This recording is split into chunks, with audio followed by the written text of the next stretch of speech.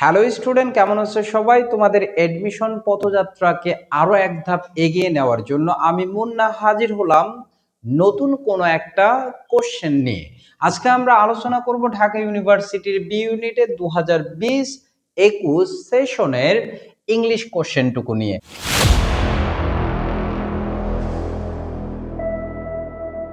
কথা না বাড়িয়ে কোশ্চেন দিয়েই শুরু করা যাক। শিল্পী insisted me dash my going home.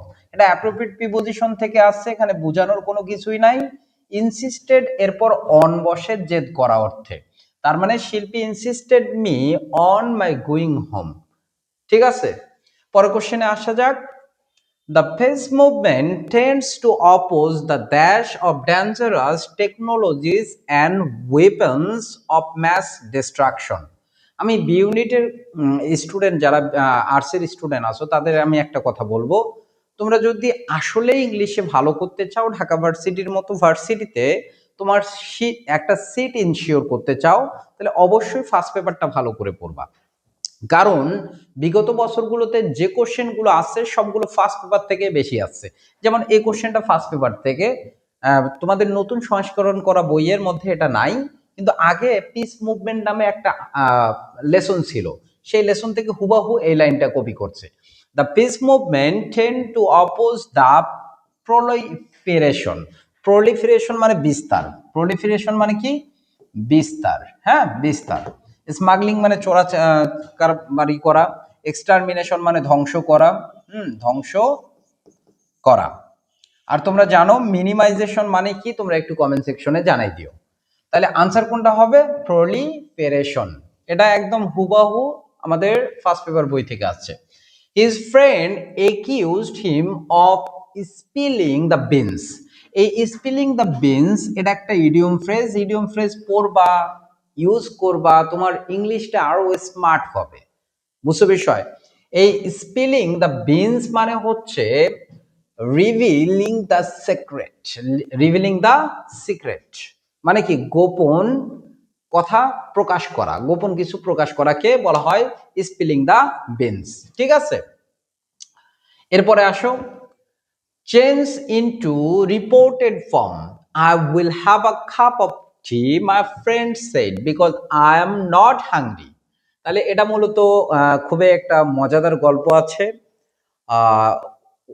তোমার গল্পটার নাম হচ্ছে দ্য লানসুন। দ্য লানসুন নামে একটা গল্প আছে, সেখান থেকে নেওয়া। এটা মূলত অনার্স লেভেলের পড়া। মাই ফ্রেন্ড সেড, তাহলে মাই ফ্রেন্ড সেড আমরা লিখলাম মাই ফ্রেন্ড সেড, ঠিক আছে। এবার দেখো আই আছে, কি হবে? শি হয়ে যাবে অথবা হি হয়ে যাবে। উইল আছে, উড হবে। দেখো যেখানে উইল এর পরিবর্তে উড ব্যবহার করছে সেটাই সঠিক আনসার হবে। তাহলে দেখো my friend said that he will আছে, তাহলে হবে না। এখানে কি হ্যাড হ্যাড আছে, এখানেও হবে না, উইল কি হয়ে যাবে? উড। কিন্তু পরের বি নম্বর এবং সি নম্বর দেখো, my friend said he would have had a cup of tea. এই সেন্টেন্সটা দেখো, পরের সেন্টেন্স দেখো, my friend said that he would have a cup of tea. তাহলে আনসার কোনটা হবে? উইল আছে, উড হয়ে যাবে। এরপরে ভার্বের কোনো চেঞ্জ হয় না, হ্যাভ আছে, কোনো সমস্যা নেই। আনসার হবে এটা, কারণ এখানে হ্যাভের পর আবার হ্যাড দিয়ে রাখছে, কখনো সম্ভব না। পরের কোশ্চেনে আসি। দ্য এক্সপ্রেশন টু কমেন্স, এই যে কমেন্স মানে হচ্ছে শুরু করা, কমেন্সমেন্ট মানে আরম্ভ। তাহলে কমেন্স এর আনসার কোনটা হবে? To start, to start, to incorporate, to defend, to focus, এগুলো হবে না। পরের কোশ্চেনটা দেখো, choose the correct spelling from the following. আমি তোমাদের বারবার বলি স্পেলিং পড়বা ভাই। যেখানে নতুন একটা ওয়ার্ড দেখলা, কনফিউজ লাগতেছে স্পেলিংটা, তুমি 3-4 বার বানান করো এবং 3-4 বার লেখো, তাহলে দেখবা যে ওই বানানটা কখনো ভুল হবে না। আমরা মূলত এই ওয়ার্ডগুলো দেখো, এন্টি বানানটা তোমরা কি লেখো? এন্টি কারাপশন, তাই কি না? এন্টি ভায়োলেন্স, হ্যাঁ, এন্টি এটা লিখি, তার মানে এখানে এন্টি বানান এটা আছে, এটা আছে, এগুলো হওয়ার কোনো চান্স নাই। এন্টিজেন মানে আমরা জানি এক ধরনের অ্যান্টিজেন মানে প্রতিষেধক, যেটা আমরা যখন খাই অ্যান্টিবডি হিসাবে, মানে অ্যান্টিজেন তোমরা তো বোঝোই, তাই না? ভিতরে প্রবেশ করার ফলে একটা প্রতিষেধক তৈরি করে, তাই না? সেটা হবে কি? অ্যান্টিজেন হবে। এটার বানান হবে না ভাই, যে হবে না, এটা হবে না। তাহলে আনসার কোনটা? অ্যান্টিজেন। এরপরে আসি 7 নম্বর question, make an appropriate question from this statement, the class will begin at 8:30 AM, তার মানে 8:30টায় ক্লাস শুরু হবে। এটা কি আমরা যদি কোশ্চেন আকারে করি তাহলে কি হবে, when will the class held, আমরা স্টার্টকে একদম হেল্ড করে ফেলছি, এ কারণে হওয়ার কোনো চান্স নেই। এবার দেখো হেল্ড হইতে পারতো, আরেকটা জিনিস দেখো, এখানে যেহেতু ছোট সময় বুঝাইছে, ফিক্সড একটা সময়, অ্যাড কথাটা ব্যবহার করা নেই, আমরা অ্যাডটা ব্যবহার করব। হয়ার তো হবে না ভাই, এখানে সময় বুঝাইছে, হয়ার হবার কোনো চান্স নেই। পরের কোশ্চেন দেখো, হোয়েন দ্য ক্লাস উইল, আমরা জানি ডাব্লিউএস ওয়ার্ড থাকলে এরপরে অক্সিলারি ভার্ব থাকে, কিন্তু অক্সিলারি ভার্ব না থেকে অক্সিলারি ভার্ব পরে আছে, দ্যাটস ওয়াই এটা হবে না। at what time will the class begin, দেখো WS ওয়ার্ড আছে, at এরও ব্যবহার আছে, এরপরে কি করব আমরা, অক্সিলারি ভার্ব, এরপরে সাবজেক্ট, তারপরে মেইন ভার্ব, সিকোয়েন্স ঠিক আছে, আনসার হবে কি ডি। পরের কোশ্চেনে আসি, there are several likely reasons why Asian are not prioritized, এই যে prioritize এই ওয়ার্ডটা কোন পার্টস অফ স্পিচ সেটা আমাদের চাইছে, বলছে the italic faced word is used as, কি হিসেবে ব্যবহৃত হয়েছে ভাই, এশিয়ান আর নট প্রায়োরিটাইজ, তার মানে এটা পেসিভে আছে, তাহলে আমি যার ওয়াজের পরে অবশ্যই ভিটিডি থাকবে, অর্থাৎ এটা ভার্ব। পরের কোশ্চেনে আসা যাক, বলছে the early 20th century Bangladeshi diaspora in Britain was simply a dash phenomenon. দেখো আমি তোমাদের বললাম যেটা, যে ফার্স্ট পেপার ভাই ভালো করে পড়তে হবে, ফার্স্ট পেপার পড়া ছাড়া তুমি ইংলিশে ভালো করতে পারবে না, বিশেষ করে Dhaka university. Dhaka university first paper থেকে হুবাহু কোশ্চেন করে, দেখো এই কোশ্চেনটা আগের যে বই ছিল ডায়াসপোরা নামে একটা ইউনিট ছিল, এই ডায়াসপোরা ইউনিট থেকে এটা ডিরেক্টলি নেওয়া। এখানে একটা লেসন ছিল diaspora from Bangladesh to Britain, এমন একটা লেসন ছিল। এখানে বলছে সেন্টেন্সটা এমন ছিল যে the ancient diaspora from Bangladesh to Britain was predominantly a Sylheti phenomenon, মানে কি একটা স্পেসিফিক রিজিয়ন বেস ছিল, সিলেট থেকেই মূলত শুরু হয়। তোমরা দেখবা যে সিলেটের ম্যাক্সিমাম লোক কোথায় থাকে, বিদেশে থাকে, এবং তারা ব্রিটেনেই থাকে, ঠিক আছে। এরপরে আসি পরে question, dash is not a synonym of the word snare, এই স্নার মানে কি, কনফিউজিং না ভাই, disarray disentangle, disentangle মানে কি, জড়ানো পাকানো, এই যে স্নাল্ট মানে হচ্ছে পাকানো, এটাও ফার্স্ট পেপার বই থেকে হুবাহু নেওয়া, একদম ফার্স্ট পেপার বই থেকে এটাও হুবাহু নেওয়া, বুঝছো বিষয়।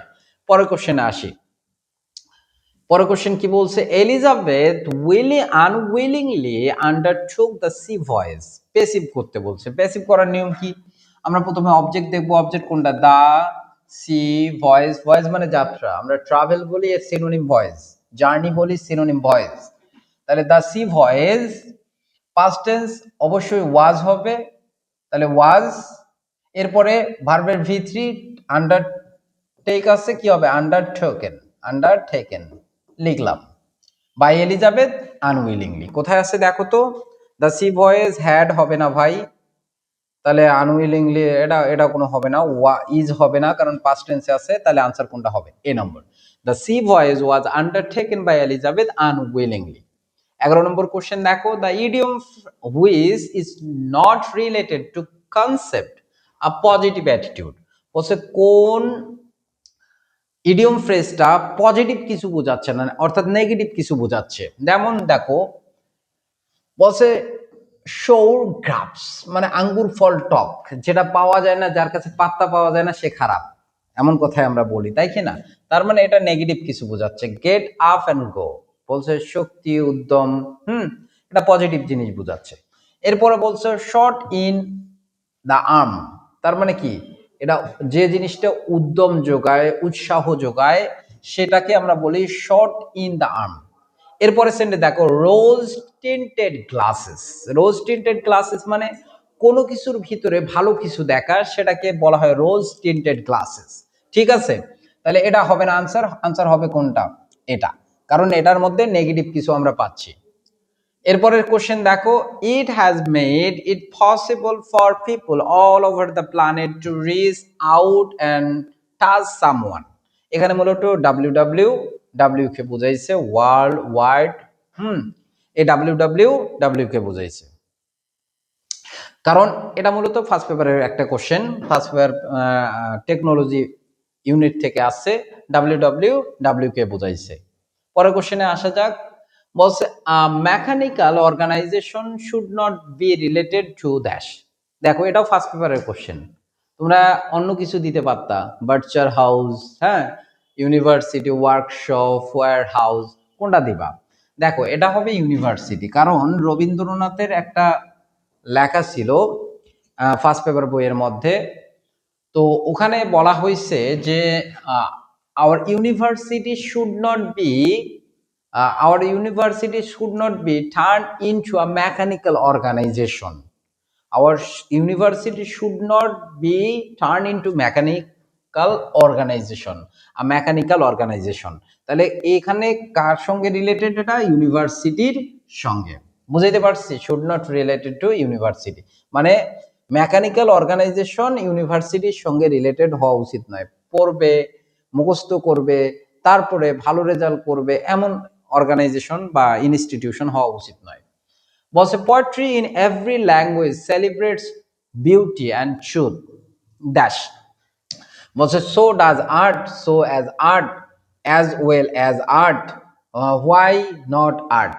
এগুলো ডাব্লিউএস ওয়ার্ড মাঝখানে বসে আবার এরকম সেন্টেন্স হবে না কখনো, হ্যাঁ, এগুলো অযৌক্তিক কথা। এটা মূলত আসছে অ্যাফার্মেটিভ নেগেটিভ এগ্রিমেন্ট থেকে। আমরা অ্যাফার্মেটিভ এগ্রিমেন্টের ক্ষেত্রে অ্যাফার্মেটিভ এগ্রিমেন্ট জিনিসটা কি? আমি ভাত খেলাম তাই সেও খেলো, আমি সেখানে গেলাম তাই সেও আসলো।